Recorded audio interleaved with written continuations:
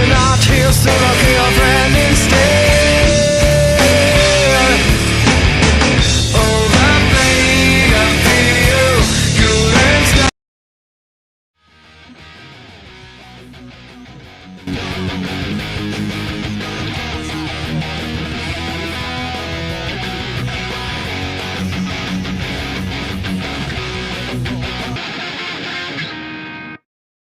I love kids jumping on my lap.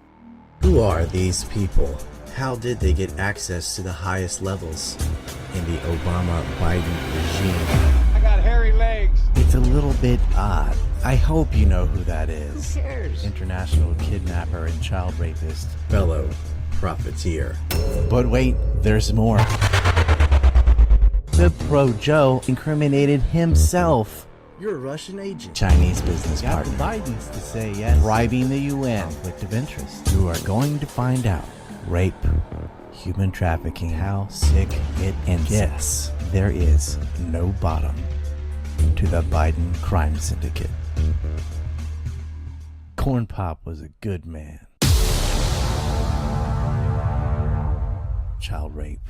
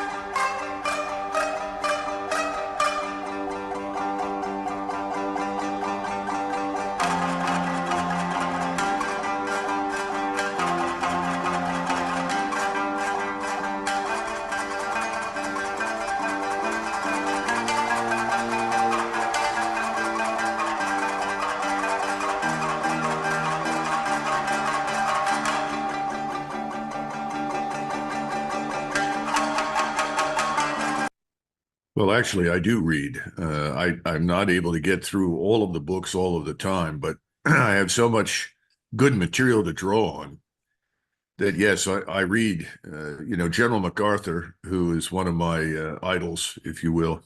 The American Caesar, as a Yes. famous book is called. And he and I are also related, so his ancestors and mine come from the same area in Scotland. And he made it a point always to spend 2 hours a day, even throughout World War II, to read.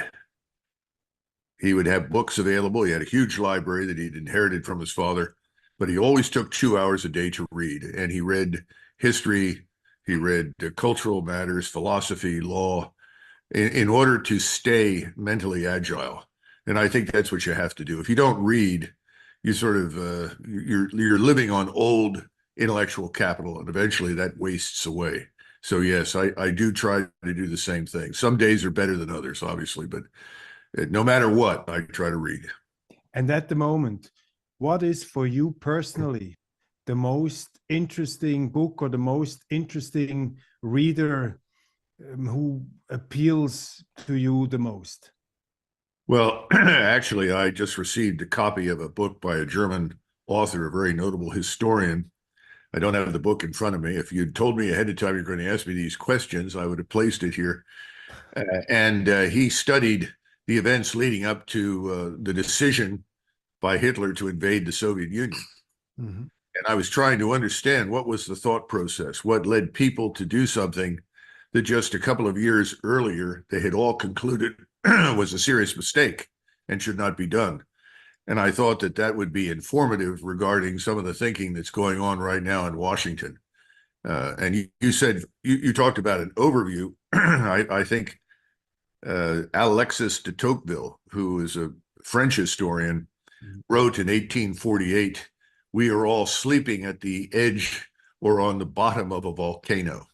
Mm-hmm. And I said, I think that's a good description of Washington right now. The difference is that Alexis de Tocqueville understood that, and he was right. That was 1848, before everything began. But the people in Washington don't seem to understand that they are literally sleeping or sleepwalking on the edge of a volcano. What we see in Europe, I mean, that's my personal impression, and I cannot speak about the whole world. Probably in the United States, there are some similar developments.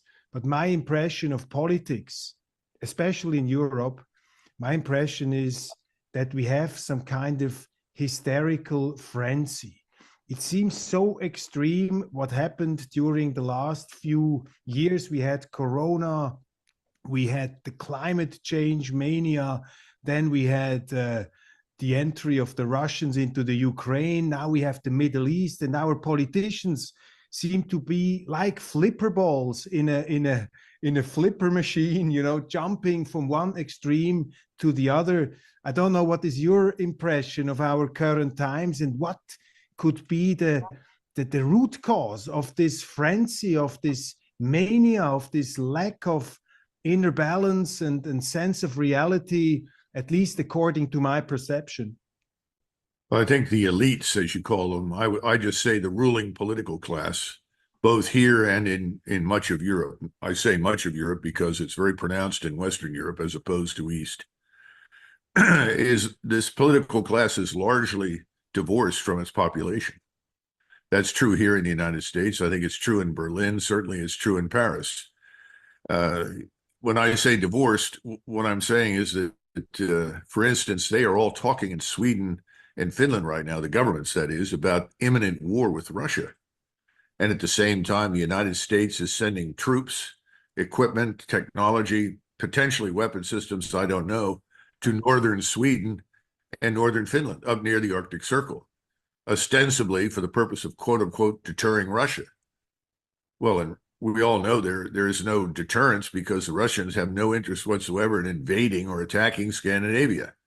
And I think the populations are now becoming alarmed because they see the arrival almost immediately, as soon as this NATO business was completed and brought both Finland and Sweden in, of U.S. forces pouring into the country and occupying these remote areas that can only be for one purpose, to position weapon systems and probably intelligence collection with the goal of obviously threatening Russia. And I think the populations are beginning to say, no, wait a minute, we joined NATO, but we didn't necessarily sign on for this. But they didn't seem to understand that part of the agreement was that we be given access to whatever bases we wanted in those countries. This is the sort of thing I think is beginning to happen in Europe. And obviously, I think Chancellor Scholz and President Macron, they're at the end of their respective tethers. In other words, they're close to being removed from power. The populations are discontented now. The populations in France react differently from the way Germans react, but I think they can both agree the governments don't represent their interests. The Germans are struggling very hard to find a new way forward, but it will come to them. The problem in France is they know what the way forward is, and they've just got to get the old leadership out of the way. We have a similar problem here in Washington. You know, we have this supposed election coming in November, but between now and then, people are beginning to figure out, well, this entire economy could collapse. The financial system is already in crisis. And frankly, we could be at war with any number of countries between now and next November, but no one can change that. It's very frustrating. You are an experienced man. You are also a leader. You have military war experience. You have worked in proximity with high-ranking politicians, not at least the former US President Donald Trump. What is your explanation for this mood of confrontation that our so-called elites are in? Where does it come from that we are stumbling, sleepwalking into these kind of conflicts? Just a little remark. I was at the Vatican the last few days. I talked to many cardinals. I'm a Protestant like you. And they told me, not off the record, it's absolute madness, insanity for Europe to enter into a war with Russia. But where does this headlessness come from, this mood of confrontation? What's your explanation? Winston Churchill said that success in life consists of going from failure to failure without loss of enthusiasm. I'm not a Churchill fan, and I don't necessarily agree with his definition of success, but I think that's what you're dealing with.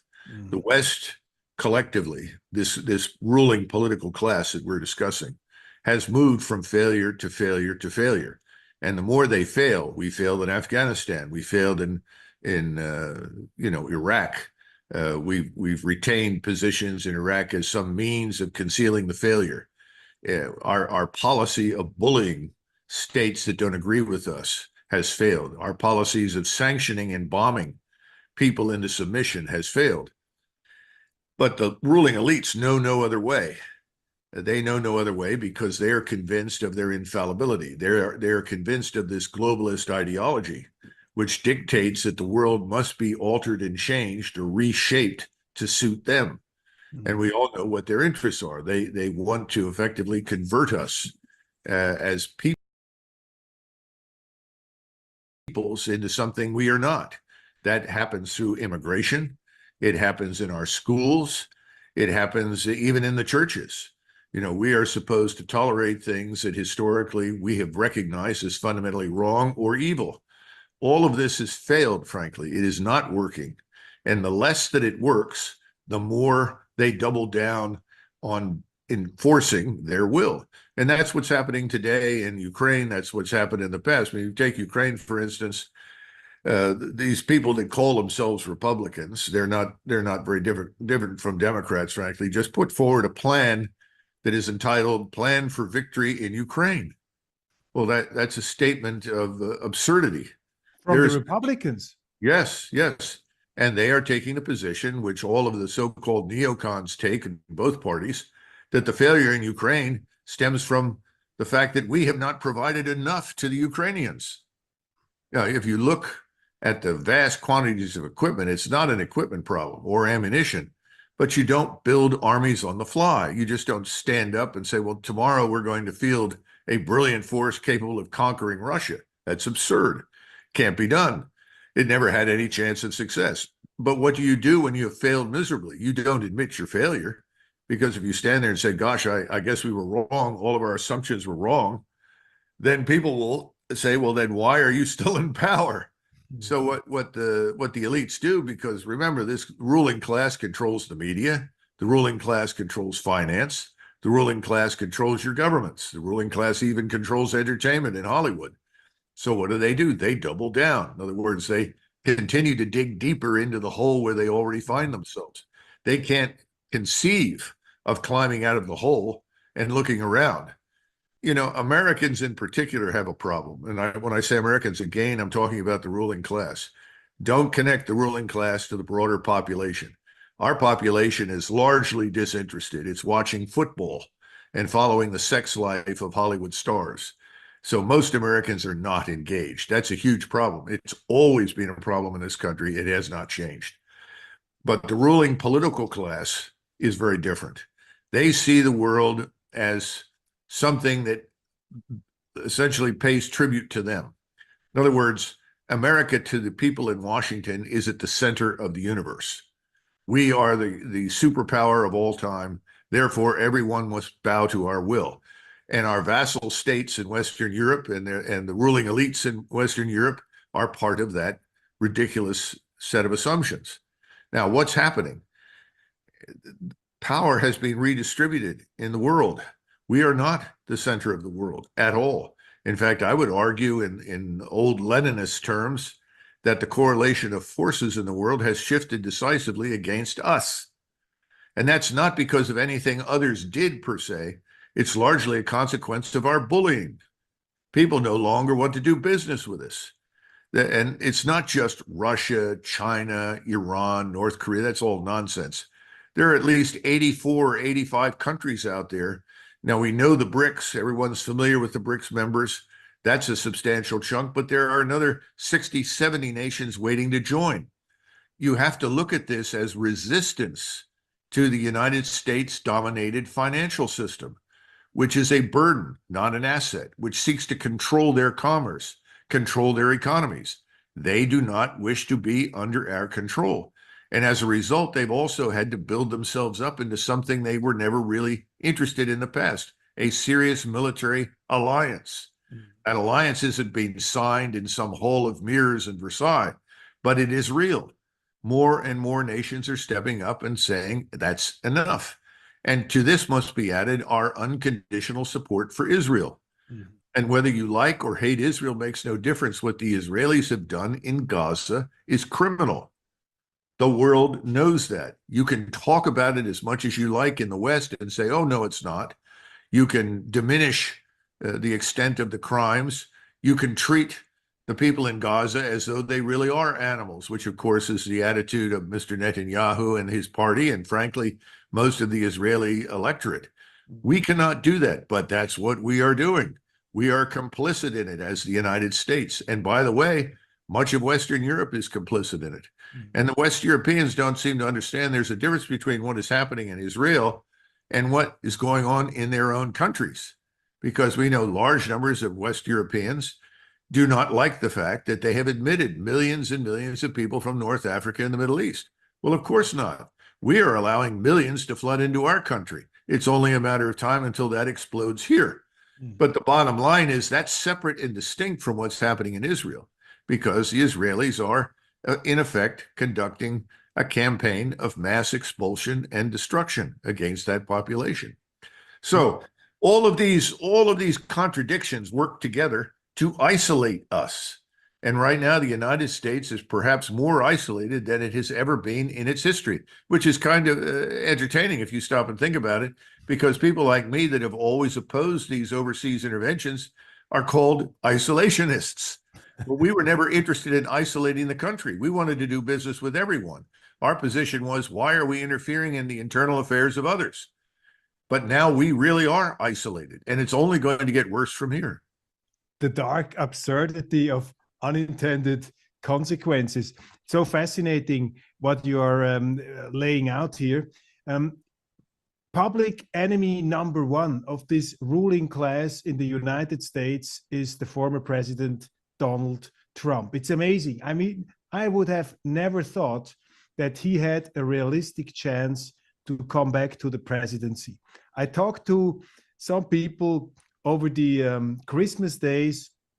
Among them, I don't want to quote them, but some people, you know, from the, you could say, international establishment, you know, these people at these conferences, and they are not totally friends of Donald Trump, but they are saying they think it's quite realistic that he could return to power. How do you see that? And would this ruling class, this powerful establishment in the United States, would they ever let it happen that Donald Trump could ever return to power? Or do we have to face a scenario that Tucker Carlson once explained when he said, well, if they can bring him into jail, they will probably try to shoot him. I think that wasn't a joke. I mean, I thought he thought it was seriously. Can Trump return to power?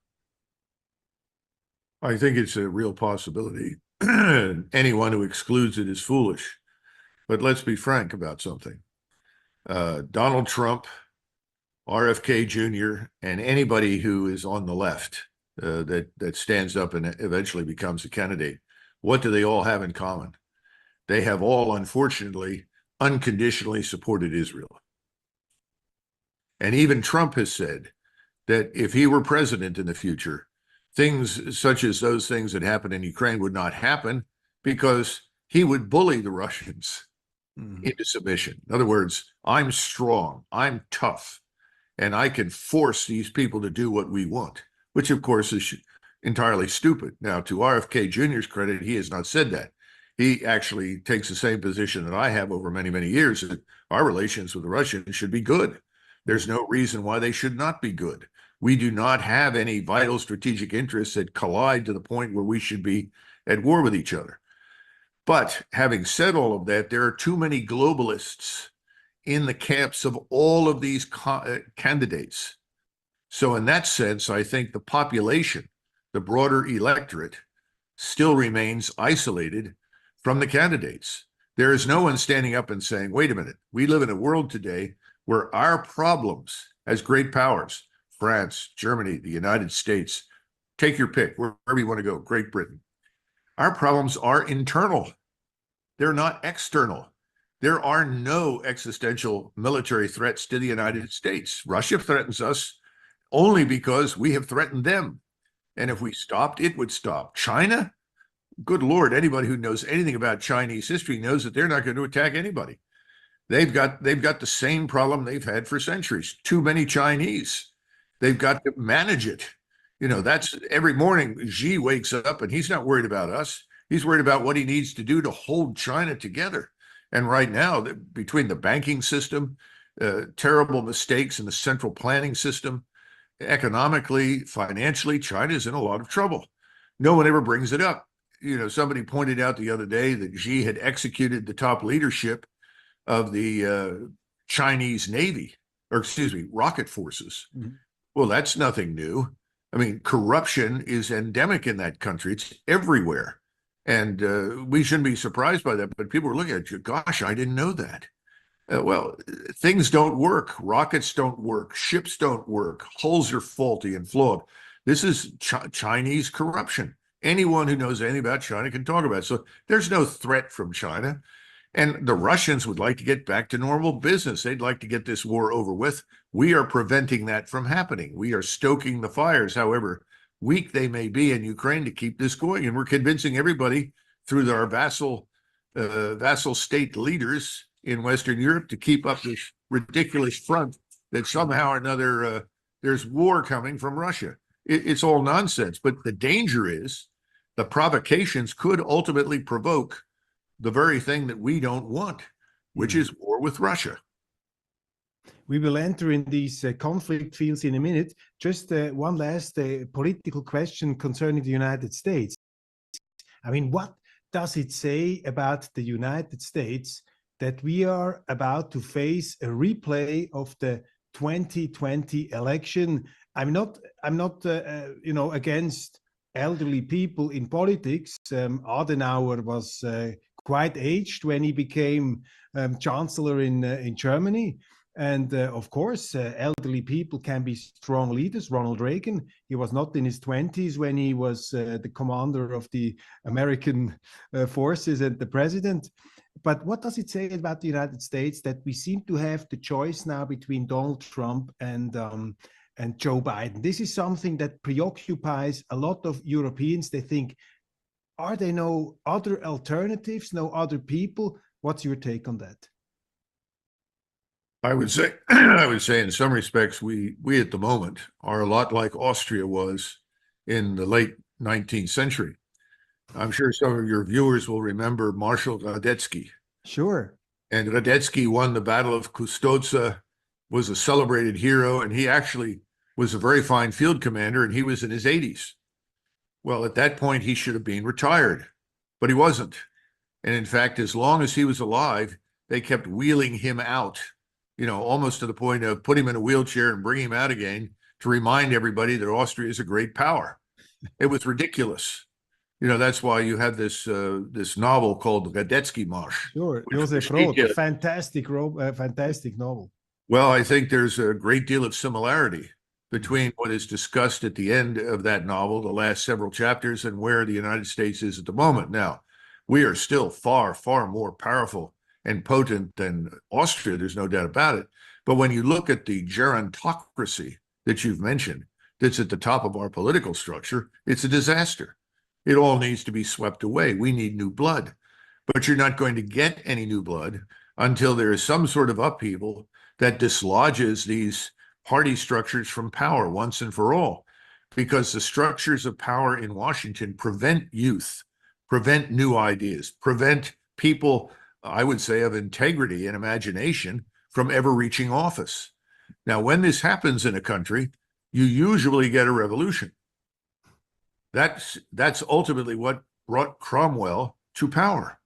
Mm-hmm. And Cromwell, by the way, was the model for George Washington in the American Revolution. Well, we're at a point in time where people throw up their hands in disgust. However, there's a profound difference. Our economy has not yet collapsed. The financial system is in crisis, but until it tanks, and it will tank, Americans aren't going to pay much attention. In other words, as long as you can afford your 1 or 2 cars, as long as you have a house or you have a nice apartment, as long as you can eat, as long as you are relatively satisfied, I'm talking about the majority, nothing will happen. Americans are by nature complacent in this sense. But I would also argue that you can make a similar argument in Germany and in Scandinavia. As long as things are comfortable, people are not likely to do very much. And so you see the money printing, this flooding the markets with more dollars. You see the Federal Reserve buying up our own debt to the point of absurdity. I mean, it's a shell game.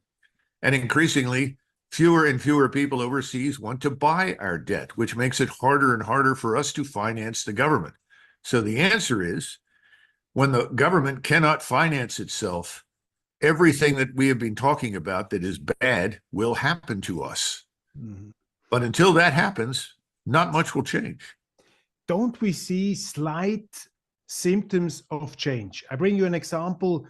Harvard University. The president, Ms. Gay, had to leave because of her performance in front of this hearing and because of plagiarism in her scientific work. We see some kind of probably a little downfall of this wokeism in the public sphere. We see in Europe, in Germany now, the protests of the peasants, of the farmers. They're on the streets, they're coming with their tractors, they say, we've had it. The government tries to defame them as right-wing extremists, which even common Germans start to think it's totally over the top, it's totally unjustified. Are these not signs that the so-called ruling class, these establishments, they're somehow falling apart, and sooner or later, democracy, an alternative without revolution will prevail? I'm an optimist, but how do you see it? Well, I don't agree with your assessment. I don't think things are changing in the way that you imagine. Not yet. Mm-hmm. If you look at this Harvard president, that woman had no business being president of Harvard University. She had nothing to distinguish her. She was appointed because she was Black. Mm-hmm. That's all. And a woman. Yeah, and a woman. But, the joke, this is 30, 40 years ago, was that if you wanted to be selected as a Rhodes Scholar to go to Oxford in the United States, you needed to be a Spanish-speaking Black woman with one leg. Yeah, that's been going on for decades. There's a great deal of bitterness inside the United States towards this business of affirmative action. It needs to go away. Mm-hmm. Anyone who knows anything about Lloyd Austin knows that he had no business being a general officer. It's kind of surprising in retrospect that he was ever commissioned at all. Mm-hmm. In other words, this is not a Colin Powell who is actually intelligent and articulate and thoughtful. This is quite the opposite. He's no different from the president at Harvard. We have to discard these policies that push people ahead for reasons other than demonstrated character, competence, and intelligence. It's absurd. Just needs to go away. I often point to basketball, professional basketball. And I always ask people, how many white men do you see on the basketball court in professional basketball, and everybody starts to laugh. Well, you might see one every once in a while, but it's overwhelmingly black. Well, there's a reason for that. They're better. Mm-hmm. They are taller, stronger, faster, better. And that's a business. The people that own it want to make money. And so they want the basketball players who are better, faster, and more effective. They don't care whether they're white, black, Asian. It's irrelevant. The fact that they happen to be black is a testimony to their superiority athletically in this setting. All right. Well, most of us think that that same measure should be applied to everything in the United States. Let's put the best people forward. We don't do that. So that's the first thing you have to understand. Until that changes, I don't see anything of significance happening in this country at all. The second part of it, the Germans. You point to the Germans, and I'm a great admirer of German civilization and the German-speaking peoples. But the thing that is troubling is something that Lenin talked about years ago. He said, if I tell the German communists that it's time for a revolution and to come to Berlin and join us, he said, these people will all go to the railroad station and buy tickets on the train, wait for the train to show up and ride the train to Berlin. He said, now, if they were Russians, what would they do? Well, the first thing they do is kill the engineer and take over the train, and then board thousands of people with weapons, and then they'd go to Berlin, take over, shoot at anybody that got in the way. He said, I can never get the Germans to do anything. He said, there will be no revolution in Germany. Well, he was right. That sort of thing wasn't going to happen. And I'm not saying that we're in that kind of situation that requires that kind of action, but the Germans have a long fuse, and it's definitely being lit, if you will, but it's going to burn for a while before it finally explodes. Mm-hmm. And the longer it takes, the worse it will be. And I think that's the truth here in the United States. The longer we wait to finally take action, the worse it will be for all of us. And as I said at the beginning, we're still a long way from this election in November. A lot can happen. Ukraine, what's the most interesting and important development that we have to diagnose here? What's your actual take now on the situation? Can you bring us your thoughts, your most important conclusions? Well, first of all, let's pause for a minute and discuss Washington's perspective, because as Petraeus, who I think is a failed officer in the worst sense of the word, who became a general officer, should never have been a general officer, and just he's one of these people who's moved from failure to failure without loss of enthusiasm. David Petraeus. Yes. One of the things that he likes to say is it doesn't matter what happens in Iraq. What matters is what people in Washington think. Understand that Washington lives on an island. We call it Fantasy Island. All right. And on Fantasy Island, Washington, D.C., people in Washington think that the Ukrainian war has been an enormous success story. Now stop and consider this. They think that we have actually harmed the Russians. They believe that the Russians are incompetent and incapable of doing more than they have. They refuse to see reality. Absolutely out of the question. I'm not sure that if Russian forces marched through Kiev and all the way to the Polish border, that they would ever come to terms with reality. They are absolutely certain that this proxy war against Russia must continue. Now, that's Fantasy Island's view. And all of this without regard to the Ukrainian people, without regard to anyone there, without regard, I would argue, to Europeans in general. They could care less. All of it, as far as they're concerned, could become a war zone if it harms Russia. Hence, you see the stupidity in Finland, the stupidity in Sweden. So what is it in reality? In reality, the Ukrainian nation is probably dead. Millions and millions and millions of Ukrainians have left the country. They will never go back. The birth rate, which was already low, has now gone through the floor. I mean, people are simply not building families, and families are essential to the survival of any civilization and culture. Mm. Now we have the Procurator General, who finally admitted in public that the Ukrainians have lost 500,000 soldiers on the battlefield. Gosh, What a surprise. What has General Kuyat said? What have I said? What have others said who have any sense of reality? Ukraine is being destroyed. Now, could Ukraine be in worse shape? Of course. The Russians could have gone in and done in Ukraine what the Israelis are doing in Gaza. There's a difference. The Russians don't want to kill Slavic Orthodox Christians like themselves. They never have. By the way, the Russians don't want to kill Europeans. They want to do business with them. So this is not Gaza. All the terrible war crimes attributed to the Russians have not happened. In fact, if there are significant war crimes, they were committed by the Ukrainian forces, and we know who those people are.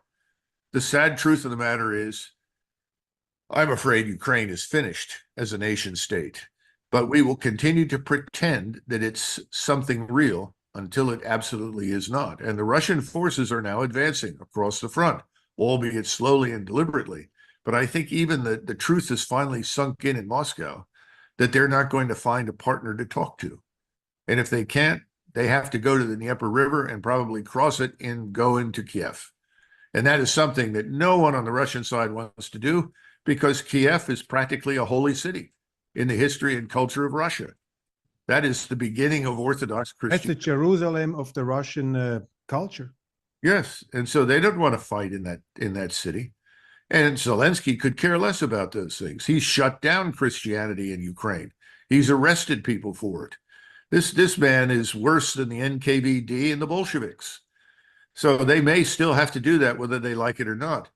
But there's no one in the West right now that's going to admit anything. Now, if something were to change in Washington, then I'm sure that many of the vassal states would go along with it. But I still think the so-called vassal European states are going to have change in their own governments. It's up to the Germans, the French, and everybody else to put an end to it. They've got to do it and got to come to terms with reality. But you and I know you're the voice in the wilderness. How many people get to listen to you, Roger? So what are they listening to every night on television? They're listening to lies, nonsense, fantasy. Well, we have an encouraging growth of viewers, especially in Germany, and I'm, as an eternal optimist, I think that it starts to dawn on people that all these fantasies, all these illusions, all these goals, that they have not been fulfilled. But the question is, if I understand you correctly, you would argue it has to be the European governments who tell the Americans to stop this whole ordeal. Or do you think that in the near future, the United States will put an end to this situation in Ukraine and tell Mr. Zelensky, President Zelensky, now come to terms with Russia, we cannot longer support you? Is that out of the picture, or could that happen in Washington soon? I think in Washington, it's an impossibility. You have to have a complete overhaul in that city for anything intelligent and rational to occur. As I said, the so-called Republicans are on the lunatic fringe with the people on the left. They are out of touch with reality. They just published something called Plan for Victory in Ukraine. Yeah. That's what the Republicans in the House had done. At the same time, and as soon as I heard that, and I was not alone, I said, well, where's the plan to close the border and restore the rule of law, to enforce federal law inside the United States? There's no interest in that because there's no money in it. Biden is not in control of anything. Biden says, signs, whatever he's told to say or sign. So you can forget Biden per se, no matter how convincing he may sound when he speaks. So who's in charge? Is it Blinken? Is it Mayorkas? Is it Merrick Garland over at Justice?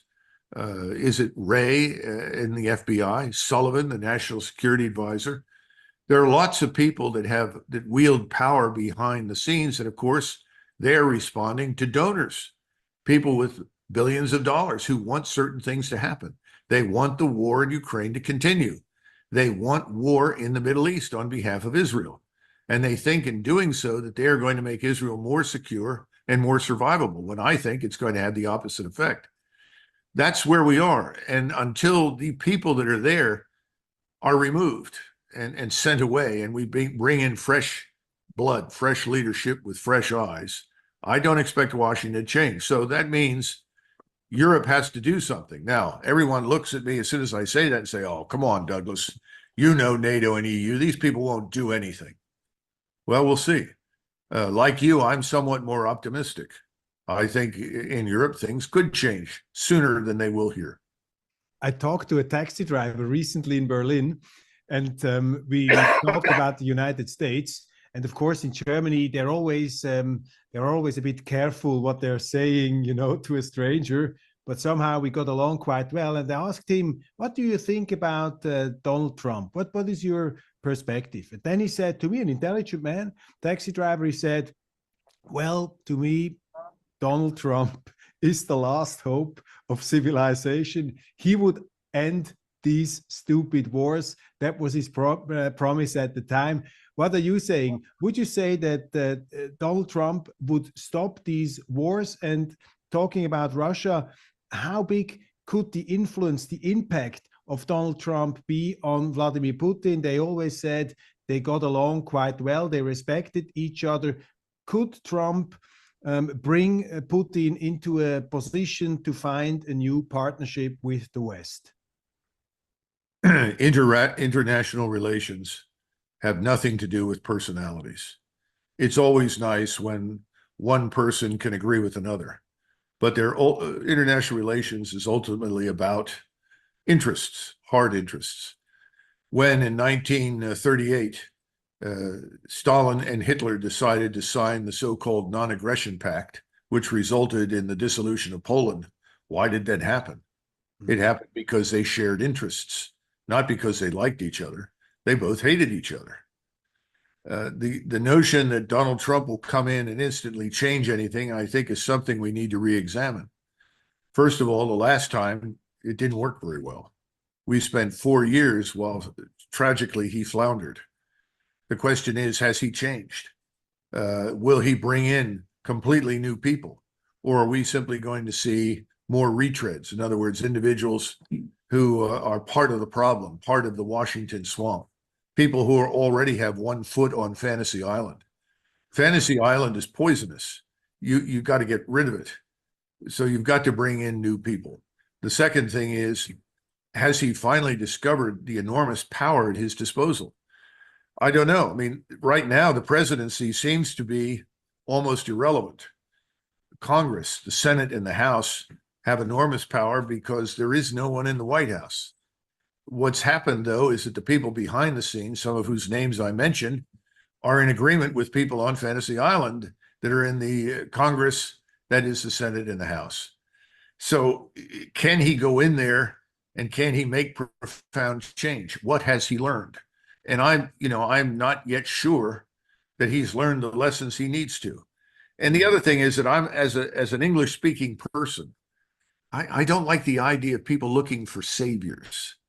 I hear people say, "Oh, he'll save us if he gets in here." I hate that sort of thing. To my core, I like to think in larger terms, and I always believed in the Republic. So I'm disenchanted with the savior or this messianic complex that Americans are looking for someone to step in and save them. It's bad. I don't like it. It doesn't appeal to me. And so I have serious doubts about that. But then again, we'll have to see. I just don't know. And I look at the others, there are no saviors out there. About many destroyers. Let's talk about Israel.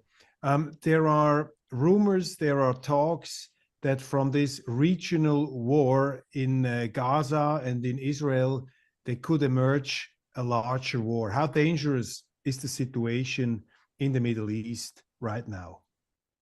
It's extremely dangerous, but it will not explode instantly into a regional war.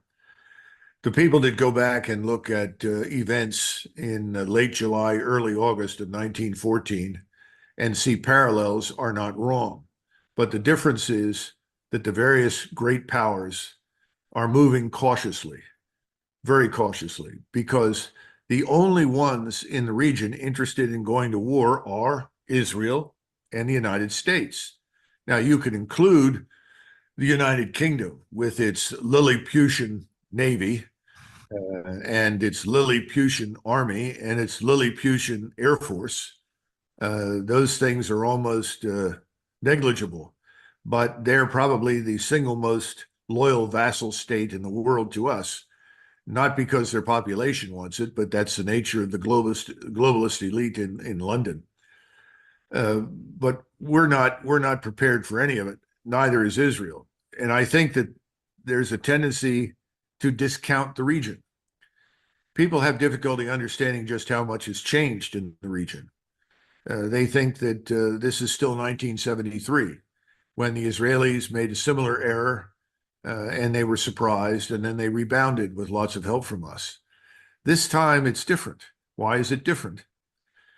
Because the populations in the region are much better educated. The populations in the region can pick up this, just like you and I, and they can turn it on and they can watch what's happening on the ground in Gaza. The populations in the region are enraged. They do want action against Israel. The problem is that the leaders in Saudi Arabia, the Emirates, and Jordan and Egypt know that their countries are fragile. Their societies are fragile. They don't want to sustain extensive infrastructure damage. But they may not have much choice. So what we see happening right now is a little different from 1914. We just launched strikes into Yemen against the so-called the Houthis, these Shiite tribesmen in Yemen, who are incredibly tough people. I mean, you have to keep in mind that they've been bombed and harmed by us and the Saudis for years, until finally there was some shred of humanity in the United States and people recognized this shouldn't go on. They launched some strikes. What did we do with these strikes? Well, the first thing we did is inform the Houthis that we were striking them. Isn't that interesting? We told them we're coming. We may have told them roughly where we're coming. We seem to have picked targets that we've struck before. Now, I haven't seen a detailed target list. I don't know in great detail, but if you look at the map and you look at the things that they've destroyed and you compare it with what we've attacked previously, looks a lot alike. In other words, it's difficult to believe that we found something new. And I've been through this before during the Kosovo air campaign. People bombed and bombed and bombed, and they ran out of targets. And so what did we do? Well, we went back and hit those targets again. What do you do when the bombing campaign doesn't work? And ultimately, that bombing campaign failed. It was our bribing of Yeltsin and his government to support us that persuaded Milosevic to stop, because the Russians called him and said, we can't supply you over the winter. We can't provide you with what you need. You're going to have to throw in the towel because we can't do what we promised. And so I don't know how many billions of dollars Strode Talbot promised them on behalf of Clinton. I don't know the details. Nobody really does. But Yeltsin and his government said, fine, we'll throw Milosevic and the Serbs under the bus. Mm-hmm. The rest is history. This time, we're doing some of the same things. So how much impact will this have on the Houthis? I don't think it's going to have much impact. Now, then that means the Houthis go back to launching drones and missiles at whatever commercial vessel decides to penetrate the Gate of Tears and move into the Red Sea. And then as soon as they do, even if we shoot the stuff down, that's enough to stop everything. Because right now, the insurance companies have effectively said the whole area is a war zone. Mm. And capital always flees conflict, which means all the ships are going to be rerouted anyway. So what did we accomplish by formally turning the region into a war zone? We accomplished nothing. We made things worse. However, I think we appeased Mr. Netanyahu. And the important thing to understand is that Mr. Netanyahu has a great deal more power and influence in Washington than Mr. Biden. Mm-hmm. How do you assess the warfare of Israel in military terms? I mean, there was a presentation by the Israeli embassy in Switzerland. They invited journalists and showed them footage of the atrocities of 7th October, of course, to show that they have to do something, that Hamas is an extremely cruel organization, and that it is very hard to reach your military goals if you're confronted with an enemy who has tunneled himself into civilian civilian houses and hospitals, etc. I mean, how do you say? What do you say about the way of the Israeli warfare? Is it adequate? Is it totally overblown? Is it what's your take on that? Well, the Israelis are very similar to us in that when all else fails, you bomb. They are casualty averse. In other words, they're very sensitive to Israeli soldiers being killed and wounded. So I would say several things. First, the Israelis acted on an emotional impulse. In other words, people at the beginning of this process were emoting, not thinking. And the emotion, which was shared by the entire population, led them to the conclusion that the only way this war could be won was to destroy the population of Gaza as well as its dwellings. In other words, you either kill the population or drive them out, and you make it impossible for them to come back. Now, this is not a new idea, but this is really what was behind everything. Now, that doesn't mean that they don't care about, hostages. They do. It doesn't mean that they're unconcerned about their own losses. But I think in a heat of emotion, they decided we're finally going to do what we've always really wanted to do anyway. This is a great excuse to do it. This is certainly true for Mr. Netanyahu. Now, as far as the atrocities on 7 October are concerned, and there were some, as time has passed, we see a lot of people debunking many of the claims that were made originally. Now, I haven't studied that in detail, and I'm not suggesting that exonerates Hamas. Hamas went in and did terrible things. I do subscribe to the view that Hamas did what you would expect people to do who emerged suddenly from years and years and years of deprivation and oppression would do. So that's true. Mm-hmm. The second thing is, I think the Israelis made some assumptions about the Hamas fighters, their enemy in the region, that were untrue. They were unsound. I think they thought these were like many of the Arab forces they fought in the past that have struck hard and resolutely on the ground and in the air would crumble. They haven't crumbled. Now, the Israelis claim to have killed 8,000 Hamas fighters. How do we know? Have we seen 8,000 dead Hamas corpses? Have we seen, tangible, concrete evidence for that? No. We do have evidence for almost 23,000 people being killed in Gaza, but overwhelmingly they look like women, children, and old men. So I don't know how to assess that. The Israelis sent forces in that were reserve forces. As I think I may have mentioned to you, I certainly have before, my IDF contacts told me early on they were very concerned about these reservists because they had far, far less training and experience under their belts than the reservists of 1973. And then secondly, without very much experience, they were and training, they were being sent into the worst possible environment. Urban warfare is terrible. And whenever you can avoid it in military affairs, you want to avoid it. And there were many Israeli generals that pointed these things out too, who are retired and said, we understand we need to strike back. We understand the requirement for a counterstrike, but going in great numbers into this urban area, particularly after you've destroyed it. And once again, the lessons from World War II are very clear. If you destroy the city, it's much easier to defend than if you leave it largely intact and then go after the enemy. All of those things were ignored. And I think as a result, the Israelis have taken far, far higher casualties than they are willing to admit. And you can read in Haaretz, who's talked about anywhere from 5,000 to 8,000 casualties on the Israeli side. And I've seen numbers as high as 800 dead, but I have no way of knowing any of it. And there's no way to get at the truth, none whatsoever. So the only thing that we can assume, because they pulled out large numbers of troops who were in there, and organizations that had been decimated, frankly, and worn out and exhausted, that they had to change forces, rotate forces, rest up forces, because now they're very focused on Hezbollah. So they failed. Gaza is not won by no means. And they may have decided, well, for the moment, we've done as much damage as we can do. We can return to that later. Now we need to focus elsewhere, because The West Bank has become very, very explosive. And then you have another million plus Palestinians in Jordan who want to arm up and go across and help their Arab brothers who are also Palestinians fight back against the occupation in the West Bank. This whole thing has been a disaster, in my judgment, strategically for Israel.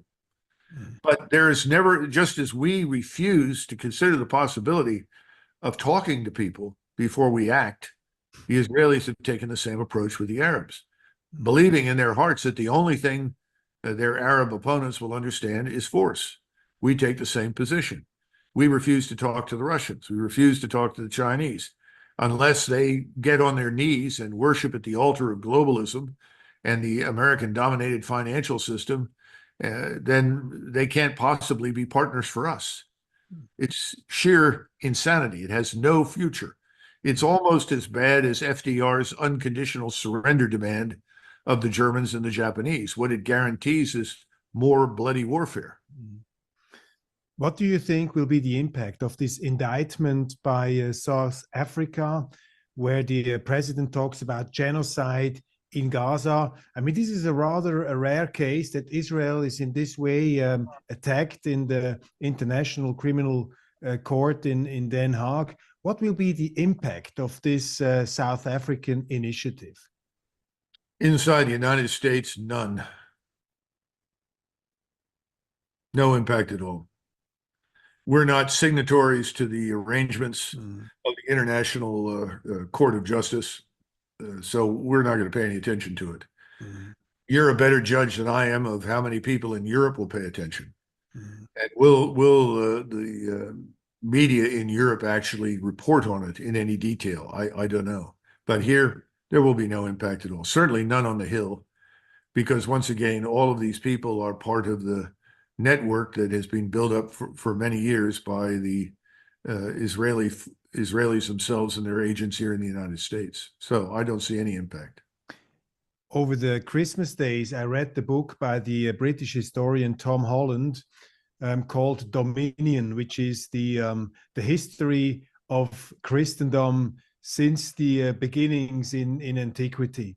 And he brings up a very interesting example in the year of 634, after the birth of Christ, that the Arabs, the Muslims, were entering Jerusalem, conquering Jerusalem, telling to the Jews, "You have failed as God's chosen people. That's why the Romans took your empire away, destroyed your temples, and now it's our turn. We will be in Jerusalem, the ruling power. We build on the holy sites of your palaces and your temples. We're building our temple." And when I read this or heard this episode, I thought, can there ever be peace in the Middle East? I mean, if you have two sides who say, this is our holy ground, and we are both equally entitled to reap our claim here, there will never be a peace. I mean, you are an observer of the situation in the Middle East since many, many years. You look at it also from a military perspective. What's your opinion here? Can there ever be peace between Israel and the Arab world, or is that an internal biblical struggle never going to end? Well, a lot of things that seem to be religious in character are often not purely religious, but cultural, racial, and also involve political interests. So I'm not sure I would see everything through the biblical lens. Don't think that's necessarily a good answer. There is evidence that there could be, or at least there was, and I always point to the outcome of the 73 war, particularly with Egypt. And that produced a treaty and recognition of Israel that was very important. And that was between Sadat and Begin. Those two men came together, and ultimately we got the arrangements that have produced peace on the Egyptian border now for decades. The problem is that too now is at risk because Mr. Netanyahu has talked about the Philadelphia corridor. This is the border between Gaza and Sinai, which is in Egyptian hands, and said that the Egyptians are not adequately securing it. It's a sieve In other words, too much is getting into or coming out of Gaza, and therefore we Israelis are going to take it over. Well, if the Israelis decide to do that, that could result in an immediate declaration of war by Egypt against Israel. So I hope that doesn't happen. So there is some evidence that you can forge peace. Now, why hasn't it happened elsewhere? Well, we could spend hours discussing that. But right now, given what has happened in Gaza, I don't think there's much chance of any reconciliation. Now, could there be in the future? Perhaps. But I would tell you that what's happened in Gaza has awakened a new spirit in the region. There's this concept from an ancient Arab, well, I shouldn't say ancient, from the 13th century and 14th century, an Arab historian. And he talked about the concept of Asaviyah. Asaviyah was a discussion point about the cohesion of the Muslim world. Remember, he lived in a world where he could travel from southern Spain all the way to modern day Stalingrad, which was near the capital of the Tartars. And he was entirely in a Muslim environment. Islam stretched across the Middle East, across India, across North Africa, all the way into Spain and back into what today we call southern Russia. And he talked about the fact that people do not understand Islam until they have seen the power of Islam. Now, remember, in the 13th century, Islam was still a very potent force, not just in religious terms, but also militarily and economically. And scientifically, I mean, they conserved all the ancient writings of Aristotle and all the philosophers, bringing it back to Europe somehow. Yes, oh, absolutely. And the Jews played a role in that too, within the framework of the Islamic world. Very few people ever talk about that. I mean, the doctor who treated Salah ad-Din and advised him was Jewish. Mm-hmm. So there was a role for them in that part of the world. That later on there were problems, but the point is that that was a different world. Mm-hmm. Now, I'm not suggesting that today they would all automatically or instantly rise up as one, but people that I know very, very well who are not Americans per se, some are, one or two were, they have traveled within the last 4 weeks to every major capital in the region, including Tehran and Ankara. And they have told me repeatedly that what they hear in Cairo, what they hear in Riyadh, what they hear in Ankara is the same thing. And that is Sykes-Picot is over. Mm-hmm. It's finished. In other words, what brought Israel to life is no longer going to be honored any longer. That's very important. And the second thing is that even those who have serious disputes with each other, when I say serious, most of it's territory or people, particularly the Turks and the Iranians, or even disputes over territory in the Arabian Sea between the Iranians and the Arabs and so forth. These things are being suppressed in favor of recognizing the criticality of unifying against Israel and the United States. Mm-hmm. It's only a matter of time until we see, I think, the massive embargo on oil and gas begin to take its toll on us, on Israel, and on Europe, I would suspect, over time. The Chinese are very upset about it because they are very dependent on what comes out of the Persian Gulf. They are also dependent on the food that comes out of Africa to reach China and feed 1 billion people. My point again about Xi is that Xi is the last person that wants a war. But depending upon how these events develop over the next few months, he may feel obligated on behalf of his country to intervene in some way to support those who promise to end this stupidity. And that's not us. And it certainly isn't Israel. Israel wants, in the form, not just because of Mr. Netanyahu, and this is important to point out, Netanyahu may go. This war will not end. What the Israeli population wants is a showdown. And they want us to be part of that showdown because they know otherwise they can't win it. So I think once you begin going after the Houthis, it won't work. And so then someone's going to step up and say, well, we're going to have to send in ground forces.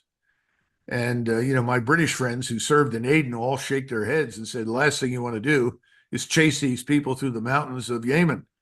Very unrewarding operation.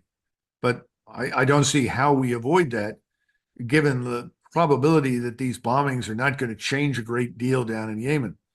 I think the Israelis, rightly, by the way, see Hezbollah as far more dangerous and potent than Hamas.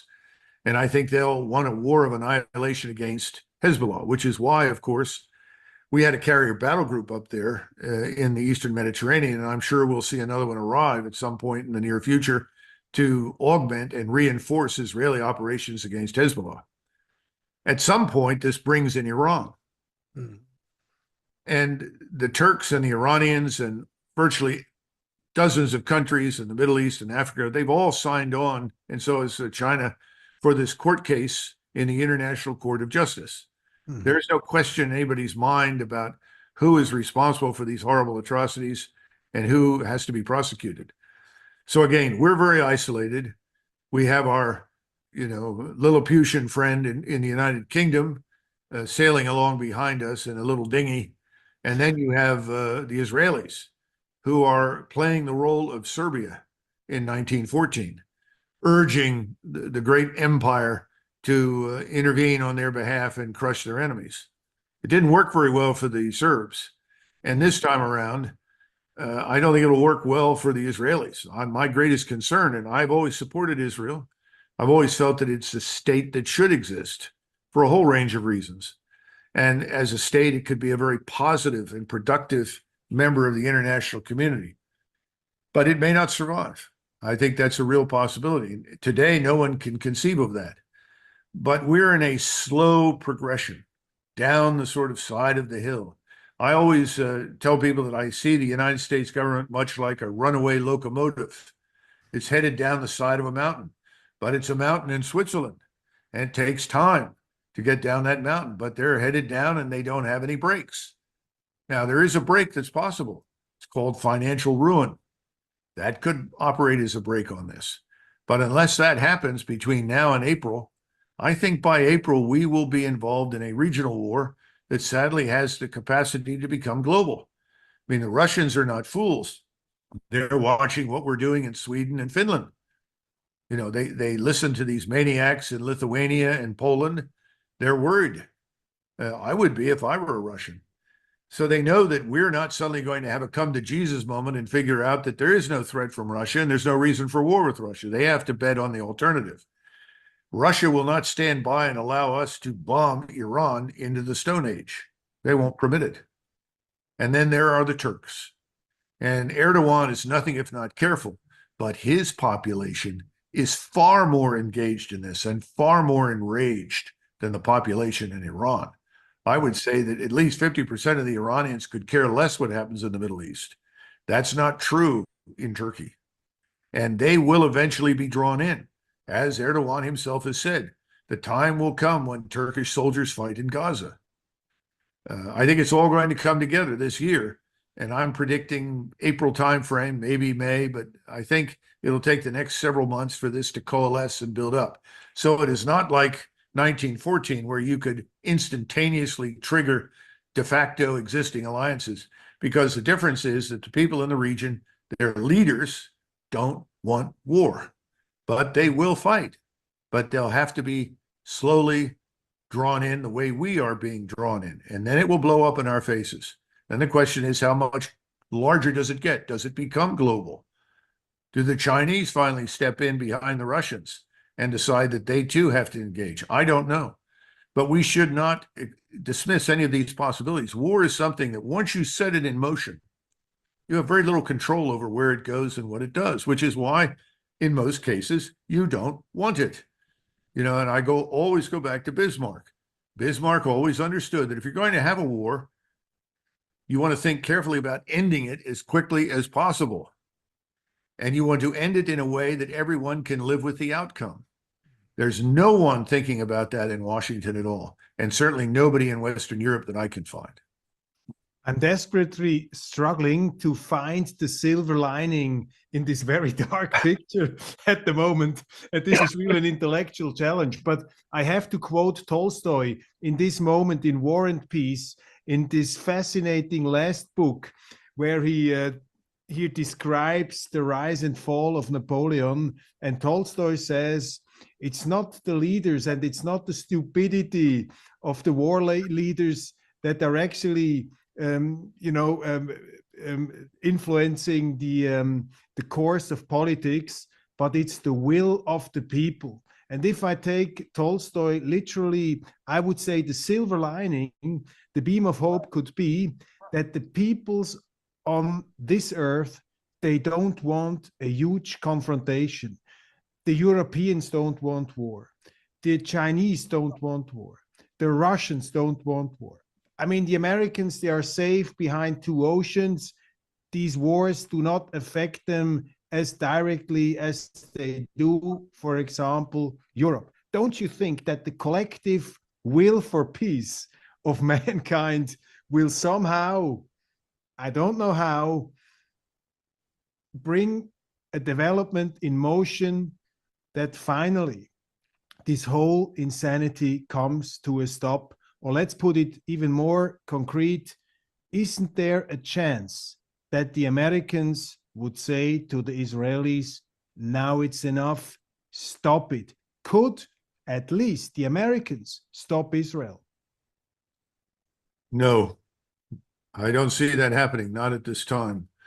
I'd be very surprised if anyone stepped forward with that view. And remember, we talk about the will of the people. It's not the will here, it's the absence of will. Mm-hmm. Because again, the population is not engaged. And it's the dynamics of events. Yes. And, look, if you go back to the 1930s, go right through 1939 and 40, look at the polling data. No one in the United States wanted another war in Europe. The only way we got a war in Europe was that Hitler foolishly, over the objections of his general staff, declared war on the United States, ostensibly because he was obligated under the treaty with the Japanese. And the general staff said, don't do this. And he said, well, the Americans are already in it anyway. Well, we know that they're supplying our opponents. That's true. But let's not give them an excuse to throw their full weight into the fight. Don't do this. Don't declare war.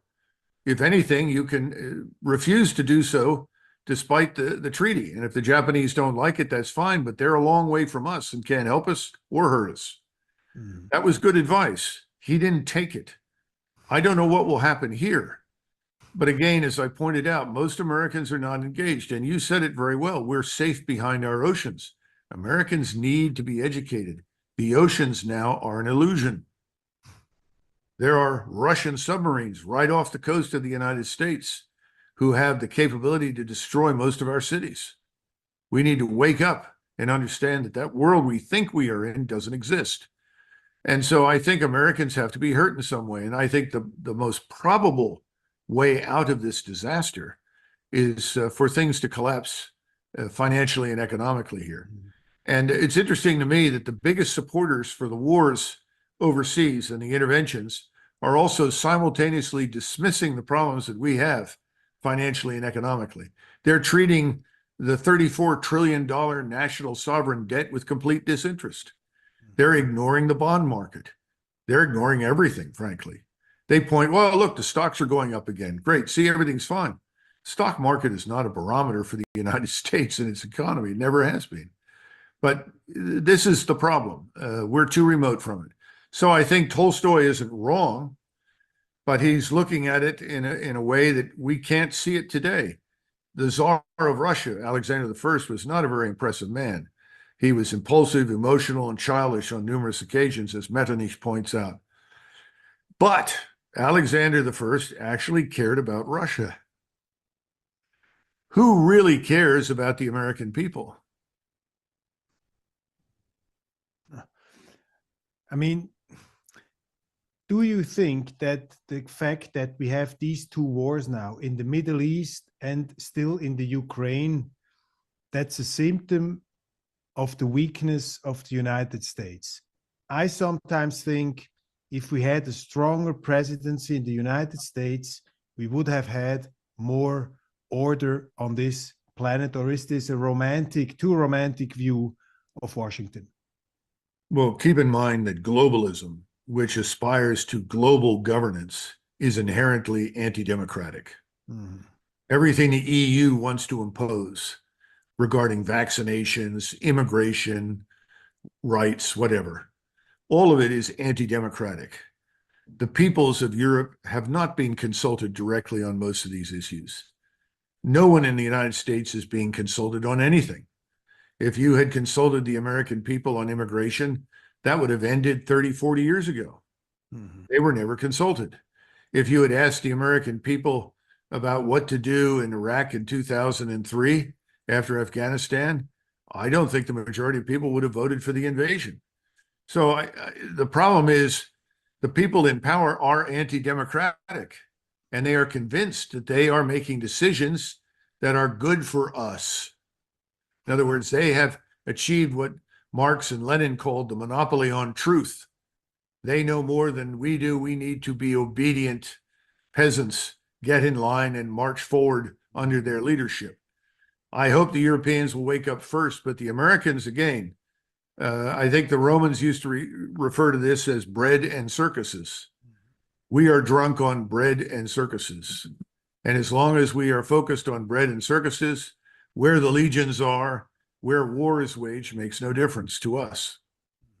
Oh, of course, we have a problem they did not have. Our legions are falling apart because nobody wants to join them. And you have a huge issue there with the quality of people joining them. But no one talks about that because, again, Fantasy Island says it's still 1991 when we were a different nation and we had different forces.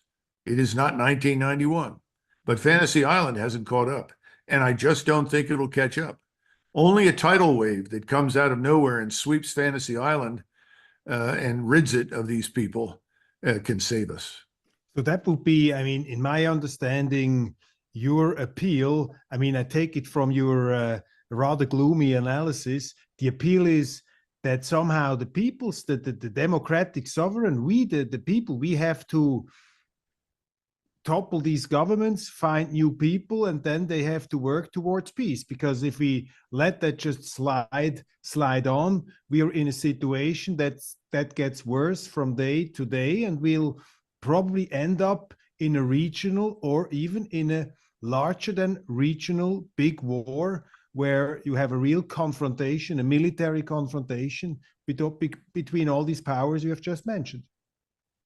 Yes, I think so. And in a different world, if this were the age of Dwight Eisenhower or Richard Nixon, I think people would say, well, this solution is obvious.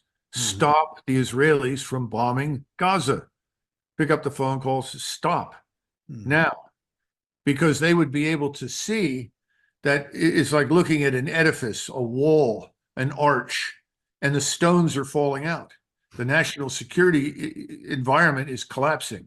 So what do? You stop what you're doing because the world doesn't really want to go to war, or shouldn't, and it's not going to satisfy Israel. But Israel is in a precarious position. It too needs to think about its own survival. It should not overextend itself and overreach and assume that it can leverage us indefinitely. But that is the view right now. And to be frank, there's a lot of evidence that they are right. But as you say, at some point, people will be horrified and shocked. But when is that going to happen? That's why I'm betting on the financial economic dimensions more heavily than I am expecting any sort of rationality to visit Fantasy Island. One thing that I think is, in my eyes, a root cause of this mess is the loss of religion. I'm not a very religious man, but I think that the loss of religion, the loss of tradition, the loss of the roots, and the loss also of the humility is a root cause of this, you know, this megalomania that we see in political governments. These people think they are the measure of all things. They think they can succeed, whatever the cost. And there is a total lack of humility. And I think this lack of humility has something to do with the fact that we don't have religion anymore. The people are running after pseudo gods. They think they are gods themselves. Do you think that the lack of religion, the lack of tradition of our roots is somehow one of the deeper causes of all these problems we're talking about. I certainly think it plays a role. I would go a bit further. And again, Europeans understand this, Americans do not. But if you look at the Holy Roman Empire of the German nation, which everybody says was neither holy nor Roman, that would be true, but that was the largest construct. Then you had Polish Lithuania in the east, then you had France and Britain in the west.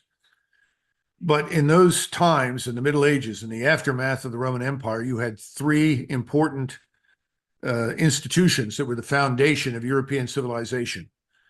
One was the church, one was the crown, and the other was the army. World War I tended to destroy those three. World War II almost finished them off completely. Have we ever really replaced those as the foundation for our identity, our purpose in the world? Don't think we have. I mean, you know, whenever I visited Vienna, my friends in Vienna would say, well, welcome to the museum. And I would say, what are you talking about? Well, you know, this whole country is a museum. You know, who are we? You know, without what we were, we are what? Are we an extension of the German nation, or are we something else? And nobody's completely sure. The Germans were deprived of all three of those things for all intents and purposes. I don't think the Germans have ever recovered. The French would say something similar. The Poles think so privately as well. And I'm not saying everyone needs to become a fundamentalist and get on his knees or her knees and adopt whatever. That's not the point. The institutional framework is not there. And our institutional framework is breaking down. Our republic was something we regarded as inviolable. And we were very convinced after the Civil War that between the Constitution and, most importantly, the Bill of Rights, that we were in a very good shape. But we always forgot something. The institution is always a measure of the man who controls it and leads it. We've run out of good men, I would argue, for all intents and purposes. And this is something that Lord Macaulay, a British historian, warned us at the time. He said, things will be great in the United States as long as they continue to find good men to run it, to populate it, and as long as the population is engaged. But our problem is now very different. Remember, our structure was designed in the 1780s for a nation of a few million people, all of whom spoke English, most of whom were white and Protestant. Today, what are we? And the other question is, well, today is a very different country. Who are we? And does this 18th century concept of government really make any sense? But I tell people over and over and over again, the thing we must cling to desperately is our Bill of Rights. That is the centerpiece. When that cracks, and we've seen a lot of evidence right now for the weaponization of government against our citizenry, that's falling apart. Now, it hasn't fallen completely apart, but it's at great risk. The Bill of Rights can carry us through many things if we can enforce it. But to enforce it, you have to have the rule of law. And that rule of law, which used to be the hallmark of this country, is definitely in trouble. Yeah, and this is a phenomenon we see also in Europe. I mean, you see these news that in Poland, the new government is taking into prison former ministers. You know, they're arresting them even in the presidential palace. You have, you know, news like this, or you see in Germany, where the government institutions start to criminalize the opposition. Everybody who is against the government is called a right-wing extremist, a Nazi, and probably they can be arrested too. I mean, one can argue this is a very dark situation. On the other hand, it can also be read as a symptom of desperation. It shows somehow that these political governments, they're really at the end of their Latin, they are at the end of their song, and the only instrument they have left is to use their power to start to close down the opposition, to to fight them. I mean, it's not. It's actually a symptom of weakness. Oh, I think you're right. I think that's absolutely true. I would compare the current environment as a sort of a slower but nevertheless effective emergence of Bolshevism in the West. Totalitarian, a kind of a soft totalitarian approach. Yes, yeah, but these people are very much like the Bolsheviks. In this country, we have them who will openly tell you that their inspiration is Trotsky, who, of course, thought of himself as a more humane version of Bolshevism, although he nearly killed millions of people as well. This is what you're talking about, because if you look carefully at the agenda, drop the age of consent for sex with people to 12. I mean, that's being discussed. It's insane, incomprehensible. It's the complete overthrow of what you referred to earlier as any morals at all, in the absence of any notion of Christianity. In fact, Christianity is increasingly treated as the enemy, the source of all evil. And of course, that was the Bolshevik motto. Trotsky ran all over the country in 1919 and 20, destroying not only churches, but synagogues. He destroyed everything in the effort to build this new socialist utopia. We have something similar happening without all of the violence, without the NKVD. But what happened? Ultimately, it all failed. No one wanted it. So you open concentration camps. They called them the Gulag. And then you start putting millions of people in there because your ideology doesn't work. Well, this ideology doesn't work. The good news is that we are not prostrate as Russia was in 1917-18. That's not where we are. There is enough of us left that we can stop this. And I think it can happen in Europe, and I think it can happen here, that we stop it. But the problem is when? How long do you wait? And what do you the trigger? And what do you suggest should conservatives do to stop the terror of the left? What do you suggest to conservatives who feel, sidelined, threatened, accused of being right-wing extremists? What's the best way to counter these totalitarian leftist defamations? Solzhenitsyn once addressed his comments to the Politburo in Russia, and he pointed out at the beginning of them, I know there are sons of Russia in this government who believe in Russia. Where are you? Step forward. And then he went through his the rest of his remarks, which were, as you know, very similar to what we're discussing today. I think the question has to be, where are the sons of Germany? Where are the sons of France? We all already see people in the French military, God bless them, who describe themselves as soldiers of France. We will not let this anarchy continue. Well, we need a similar movement, but we need action.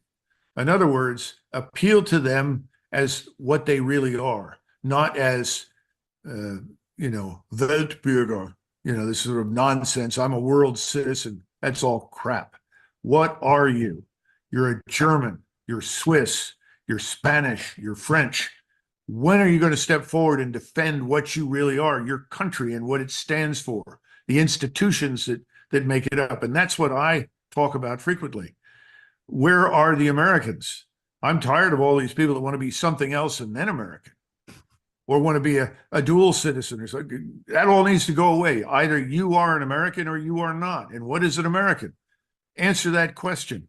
When those questions are answered where you are, I think you will begin to get change, and you will realize these governments in Europe are fundamentally opposed to their own country, their country's history, its culture, its way of life, its people. They want to dissolve it. They want to do away with it. Somehow or another, in their deranged minds, they think this is good for the world. One of the things that we used to say when I was on active duty, we thought we were in Europe because we thought we were defending European civilization. We used to say, if water is purest at its source, then this place called Europe is the fountainhead of our civilization. And that, of course, is when we thought, as Americans, that we too were part of this civilization. Of course, my French friends used to say, Douglas, no one thinks America is really part of Western civilization. And I would laugh, but the point is that's where you've got to go, you know. And if Europe goes there, we'll be fine. You'll come through it. Because the people that are concerned about their countries, they're overwhelmingly democratic in their orientations. These people are not interested in a messiah to save them. They're interested in countries that work, societies that are effective, that produce things. That's what they want. So I absolutely oppose these people that say, oh, well, you're talking about something that could become fascism.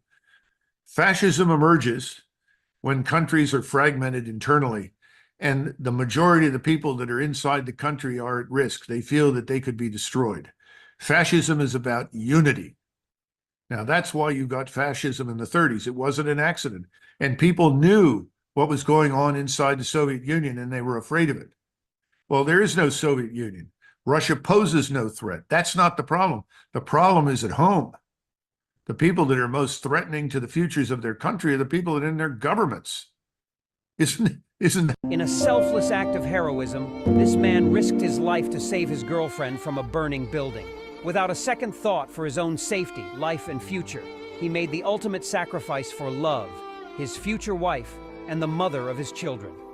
However, despite his courageous act and the scars he now bears, the girl left him. Because of his new looks, he is not as attractive as before. As he continues to live with both visible and internal scars, one can't help but wonder, does he truly deserve this fate? Working with Israel to oppress the people of the planet. Israel loves it. That Nazi Sharon has invaded the West Bank. They're slaughtering innocent people. And I'm sick of worshiping Israel. Did you know back in the 1960s they bombed the USS Liberty knowing it was one of our ships because it caught the radio chatter of them killing thousands of Palestinian children? And Israel absolutely is beside itself with joy right now. They are talking about how they're going to blow everything up, how they're going to attack everybody, and guess who's going to get bombed because of it?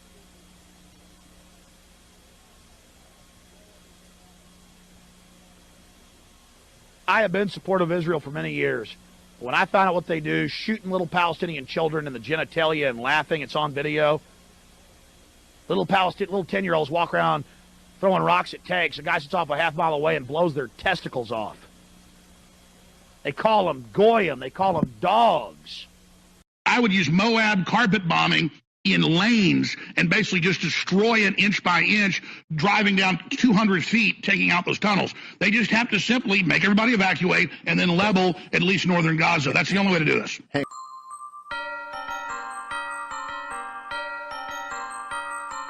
Hark how the bells, sweet silver bells, all seem to say, throw cares away, Christmas is here, bringing good cheer to young and old, me and the bold, ding dong ding dong, that is their song, with joyful ring, all caroling, one seems to hear words of good cheer from everywhere, filling the air, oh how they come, raising the sound, all in a dale, tailing the tale, in their ring, while people sing songs of good cheer, Christmas is here, Christmas is here, bringing good cheer to young and old, me and the bold, ding dong ding dong, that is their song, with joyful ring, all caroling, one seems. Hello and welcome back to another update in the Israeli-Palestinian war, where there's been a significant development in the northern parts of the Gaza Strip, and that is a complete Israeli withdrawal from Gaza City. We see that the whole of Gaza City is now back into Hamas' hands. We see that the Israeli forces have left a few snipers in the city to establish guerrilla war against Hamas fighters left within the city, but the main parts of the Israeli army has completely withdrawn from the city. This means that the Israeli forces never managed to fully take control of the city. Instead, before they fully took control over the city, they withdrew and has left the city back into Hamas' hands. Their claim is that they have completely destroyed Hamas in the northern parts of the Gaza Strip, but the fact that they have left some snipers and continue airstrikes in the northern parts shows that that is not the case. It simply shows that the attrition they were suffering from having their whole army within the city was too much. So now they're leaving their special forces, their best trained units within the city to continue conducting operations and continue a guerrilla war within the city. This, however, will likely not succeed, as the Palestinian forces, the Hamas fighters, still have the local population on their side. And one of the rules that was written by the United States after the experience with urban war over the past 2 decades was whoever has the local population on their side will have information on their side. And therefore, if any civilian spots an Israeli soldier, they will tell Hamas where they are, and the Hamas fighters will be able to ambush them. So we're seeing that the Israeli forces are now in a very difficult situation, as they have not completed their goals in the north of the Gaza Strip, yet they have withdrawn from most of it, including all of the city and most of the Jabaliyah area, as well as the Beit Hanun area and Beit Lahia areas.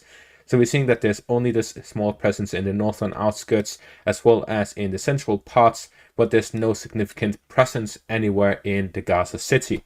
So this can be called a victory for Hamas and a failure for the Israelis. However, this war has not been lost by the Israelis. Instead, we're seeing that there's continuous heavy fighting in the central parts of the Gaza Strip and also in the Khan Yunis area. Here we're seeing that the purpose of the Israeli invasion from the very start wasn't really to free the hostages, but instead to destroy the Hamas leadership. We've seen that through these almost 100 days of fighting between the two sides, that many Hamas leaders have been killed, mainly from the military branch, but also from the political branch. However, so far, Hamas has not nearly been destroyed. Hamas fighters in the southern parts of the Gaza Strip and central parts of the Gaza Strip had been left largely untouched in the first 2 months. Here in the third month, the main focus has switched from Gaza City to the southern parts, now completely. So we're seeing that the Israeli forces are now focusing in the southern and central parts, and this is likely because they found out that the main parts of Hamas, the political and the military parts, were not located in Gaza City, but instead here in the south, likely in Khan Yunis, where we're seeing a lot of fighting, and we see that the Jarara area here in the northeast of Khan Yunis has been encircled but not captured. This likely indicates that the Hamas fighters have 2 locations here in the Khan Yunis direction, both in the Jarara area here to the northeast of Khan Yunis and the southwestern parts, because the northeastern parts of Khan Yunis was quickly and easily captured by Israeli forces.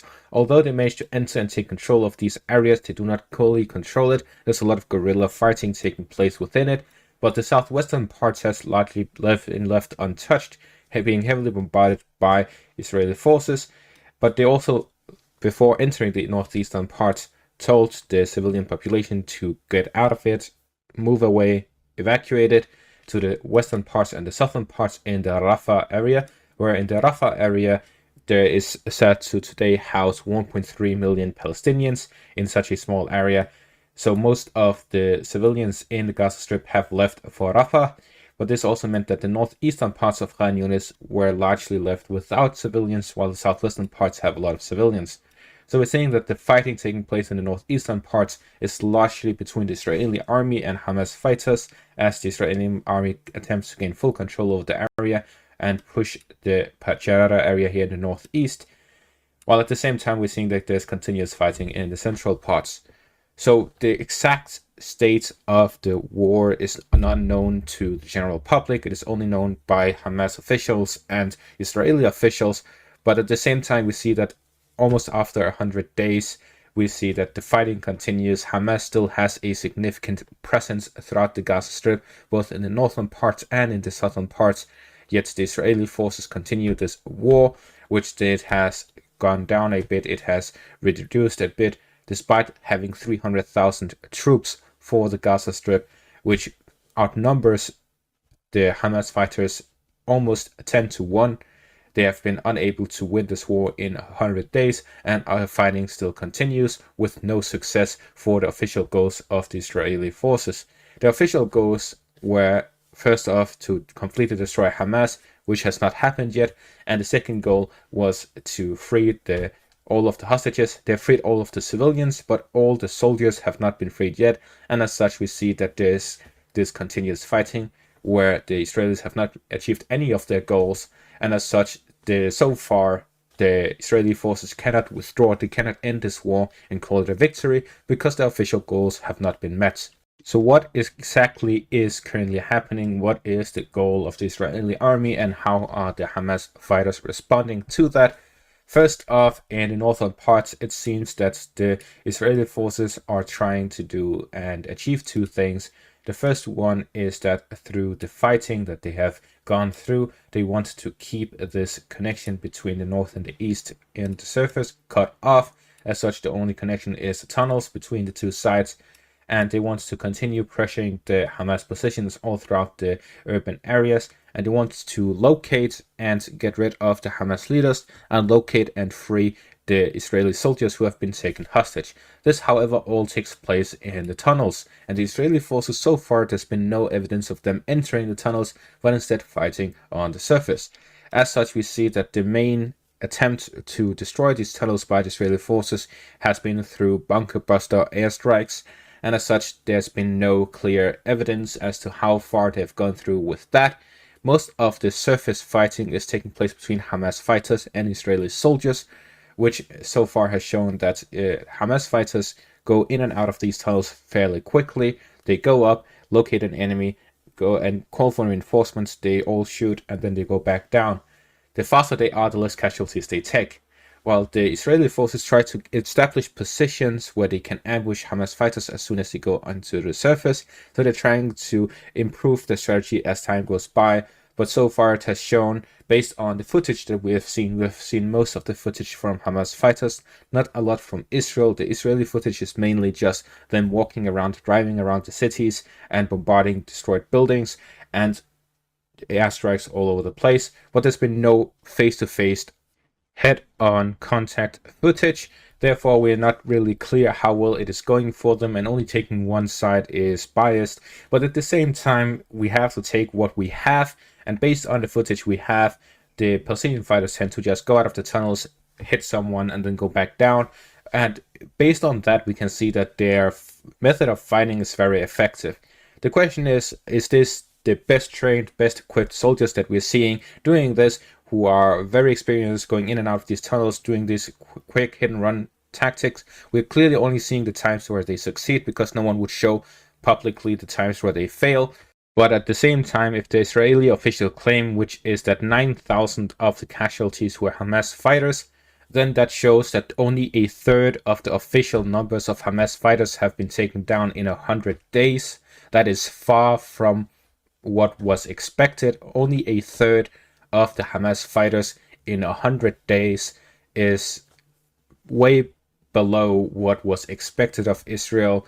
That is to say that during this fighting, anyone would expect that Israel would attempt to just go in and out, and with all of this destruction, we're seeing heavy bombardment everywhere, we'd expect that Israel would try to do this as quickly as possible. Yet after 100 days, they've taken down a third, according to their own numbers, a third of the Hamas fighters. That is beside, if Hamas mobilized, then there would be even more Hamas fighters than what was detected prior to the war. At the same time, there's even talks of escalation between Israel and Lebanon against Hezbollah. And in that case, they would just extend the war with no official goals taken. Therefore, this shows that Israel is not really in a good position right now. They would either need to negotiate and call off their claims to completely destroy Hamas, because after 100 days, they've only managed to destroy a third of Hamas. So their goal clearly right now is to attempt to get rid of the head of Hamas, try to destroy the political and military leadership of Hamas, and then call it a victory there. Otherwise, they would be forced to negotiate and just take back the soldiers that were taken hostage by the Hamas fighters, and then call it a half victory where they managed to free the hostages, but at the same time they failed to kill Hamas. Or they'll just completely escalate the war to fight Hezbollah as well, and then end in a endless war against guerrilla fighters both to the north and to the southwest, where they'll continue taking casualties until eventually it's just a war that they can't win. They're fighting against Muslims, and Muslims are known to be very tenacious fighters, as we have seen in Afghanistan. We have seen it everywhere in all Muslim countries. It's simply a fight that they can't win. And that is going to be all for this update. Thank you all for watching, and have a great day.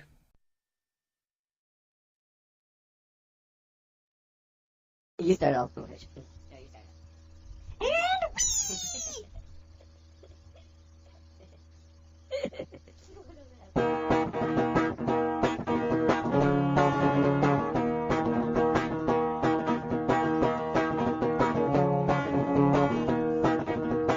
Oh my God, there was this guy and he came over and he was like, "Whee!" Oh my God, I remember my mom and she'd be like, "Whee!" Got so late because I went home and I said, "Hey Dad, whee!" Oh my God, then there was this guy and he goes, "Hey, I got a knife and a whee!" So I went up to a sub-gangster and he was like, "Yo, motherfucker, whee!" Yo, I saw R2D on the street, he was like, "Whee!" Blink. Yo, I saw a kid in a wheelchair, he was going down the hill really fast, he was like, "Whee!" Yo, we were watching a movie theater and this guy, he was like, "Oh, I got popcorn," and I was like, "Oh my God, whee!" When you're a kid and you wanna go wee, but you ain't got drugs yet, you hold on for your life. Hold on to your little gonads and strife. Gonads and strife, gonads and strife, gonads and strife. Gonads and strife, gonads and strife, gonads and strife. Gonads and strife, gonads and strife, gonads and strife. Gonads and strife, gonads and strife, gonads and strife. Gonads in the lightning, in the lightning, in the rain. Yo, I saw a squirrel run across the street and didn't get in my car, so he's like, "Wee wee!"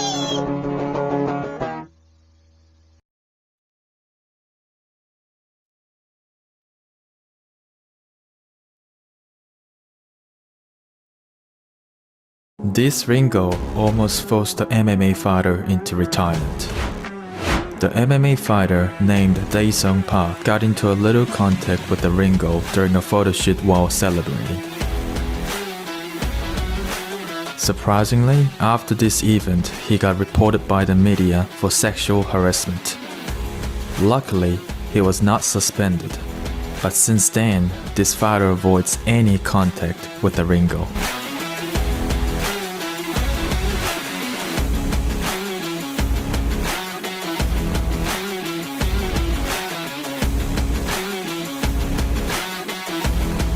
Do you guys think his actions were inappropriate? What do you guys think? Let's first of all take a step back. Israeli Mossad, first of all, the problem of Hamas and its military capability is not the problem of Mossad. It's the problem of Amman, military intelligence. But both of those, when you bring them together, it's Israeli intelligence. And you said something interesting. We know they are the best in the world. They aren't the best in the world.